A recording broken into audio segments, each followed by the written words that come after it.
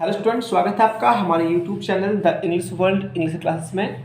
आज के इस वीडियो में हम लोग कवर करेंगे क्लास 10th का जो फर्स्ट यूनिट है उसका बी पार्ट जो है द स्टॉप स्नो पोएम है, उसके थिंकिंग अबाउट द पोएम को जो कुछ क्वेश्चन है 3 क्वेश्चन है उनको हम लेके चलेंगे इस वीडियो में। इसके पहले हम इसका हिंदी एक्सप्लेनेशन देखा था। अगर आपको नहीं मिला तो नीचे डिस्क्रिप्शन बॉक्स में उसकी लिंक दे दी गई है, आप जाके देख सकते हैं। तो चलिए शुरू करते हैं हमारे डस्ट ऑफ स्नो को। रॉबर्ट फर्स्ट का लिखा हुआ है, थिंकिंग अबाउट द पोएम की बात करते हैं। This poem present a movement that seems simple but has a larger significance. जो कविता है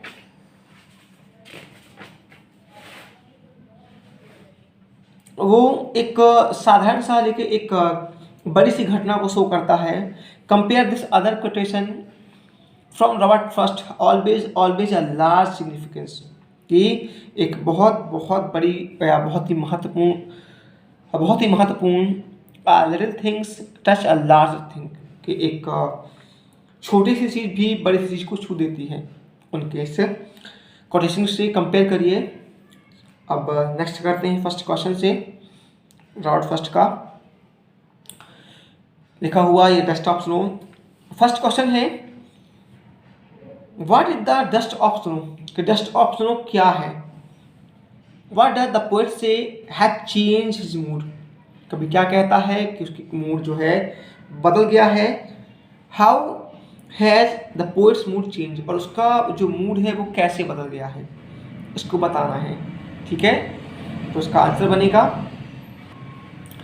the dust of snow mean the fine particles और फ्लेक्स ऑफ स्नो, कि जो डस्ट ऑफ स्नो है इसका मतलब है कि बर्फ के बारीक कण या बर्फ के बहुत छोटे छोटे गुच्छे। ठीक है ना, flakes of snow. The sudden showers of dust of snow change the poet's mood, और डस्ट ऑफ स्नो की जो अचानक से एक बौछार थी, शावर थी, उसने कवि के मूड को बदल दिया। The poet's mood change from sad to happy, और जो पोएट का मूड था वो दुखी से निराशा से खुशी की ओर बदल गया। ठीक है, या यूं कहें कि वो पहले दुख भरा महसूस कर रहा था और अब वो खुश हो गया था। ये फर्स्ट क्वेश्चन हो गया। देखते हैं सेकंड को। सेकंड क्वेश्चन है आपका, how does first present nature in this poem, कि फर्स्ट ने, जो रॉबर्ट फर्स्ट हैं कवि हैं, उन्होंने पोएम में प्रकृति को किस प्रकार दर्शाया है। The following questions may help you to think of an answer, और जो फॉलोइंग क्वेश्चन है 3 क्वेश्चन हैं, ये आपको इसका उत्तर देने में शायद मदद करेंगे। फर्स्ट क्वेश्चन है, what are the birds that are usually named in poem, कि वो कौन से पंछी हैं जिनको अक्सर ही कविताओं में नाम मिलता है। Do you think crow is often mention in poem, आपको क्या लगता है कि कौवे को प्रायः कविताओं में मेंशन किया जाता है। What image come to your mind when you think of a crow, और आपके दिमाग में किसकी छवि आती है जब आप कौवे के बारे में सोचते हैं। ठीक है, तो इसका जो आंसर होगा वो कैसे हम लिखेंगे। Generally poets take the words which are known for their beauty, कि जो कवि हैं वो उन पंछियों को लेते हैं जो सामान्यतः अपनी सुंदरता के लिए जाने जाते हैं। और no crow is hardly mention in the poems, कि जो कौवा है उसे कभी कभार शायद ही किसी पोएम में मेंशन किया जाता हो, जगह दी जाती हो। And when we think of a crow, और जब हम कौवे के बारे में सोचते हैं, a image of a black bird with harsh voice, तो एक काले पंछी और कर्कश ध्वनि वाले पंछी की जो छवि है कम्स इन अवर माइंड, वो हमारे मस्तिष्क में आती है। ठीक है, ये फर्स्ट क्वेश्चन था, उसका आंसर देखते हैं सेकंड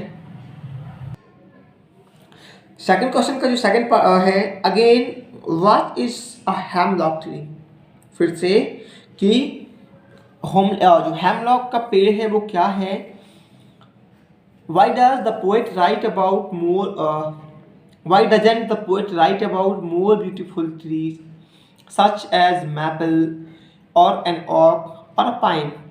कि जो कवि है वो किसी खूबसूरत से पेड़ जैसे कि मैपल है, ऑक है या पाइन का पेड़ है, इनका नाम क्यों नहीं लेता, उसने हेमलॉक को क्यों चुना, है ना। और ये है क्या, तो इसका आंसर है a hemlock tree is a poisonous tree with small white flowers. कि जो हेमलॉक पेड़ है वो एक जहरीला और सफ़ेद फूलों वाला पौधा है, पेड़ है। He does not choose maple, ऑक और पाइन लाइक ब्यूटिफुल ट्रीज। ठीक है ना, जो कवि है उसने मैपल, ऑक और पाइन जैसे खूबसूरत पेड़ों को चुनने की बजाय ही chooses the hemlock tree to present his mood and feeling.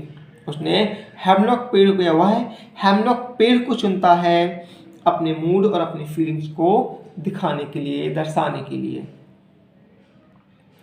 इसका जो थर्ड क्वेश्चन है सेकंड का, what do the crow and hemlock represent. कि जो कौवा है और हेमलॉक है वो क्या दर्शाते हैं, जॉय या फिर सॉरो, खुशी या दुख को। What does the dust of snow that the crow shakes off a hemlock tree stand for? और वो डस्ट ऑफ स्नो क्या है जिसे जो कौवा है हेमलॉक पेड़ से गिराता है। ठीक है ना, तो वो क्या है इसको बताना है। तो इसका आंसर बनेगा the crow and the hemlock tree represent sorrow. तो जो कौवा है और हेमलॉक पेड़ है वो किसको दिखाते हैं,